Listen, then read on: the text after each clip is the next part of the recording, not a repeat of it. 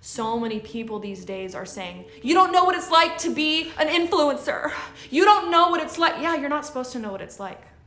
We are all going through a different experience.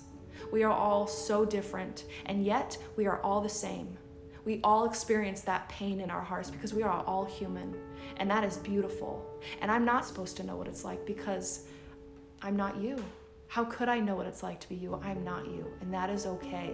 And what if we weren't supposed to understand what it's like to be X, Y, or Z, whatever that thing is for you? Like, you don't know what it's like to have an addiction to sugar, so you don't know what it's like when there's food on the table. Or you don't know what it's like to be an alcoholic. You're not supposed to know what it's like, and that's okay that you don't know what it's like.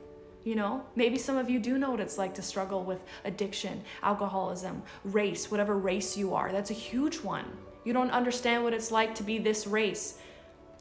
That's okay. That's okay. What if it's okay that I don't understand? You know what I mean? Like, that's a huge topic these days. And what if it's okay that we don't understand? I don't expect people to understand what it's like to be my age, my color. Many times I've suffered from depression, anxiety, alcoholism, overeating. All of these things, I don't expect anybody to understand. How could they? They're not me. And what if I was okay with them not understanding? Instead of trying to get people to understand, it's okay that you don't understand. I'm gonna love you anyway, and I'm gonna look for the similarities in us. The similarities in us is that we all have hearts that are beating. We all have blood rushing through our veins. We all know what it's like to feel despair. We all know what it's like to feel disconnected. We're very similar. And what if we search for the similarities rather than the differences? We can find 1,000 differences. But that is not what connects us. What connects us is our similarities. And we have far more similarities than we do differences.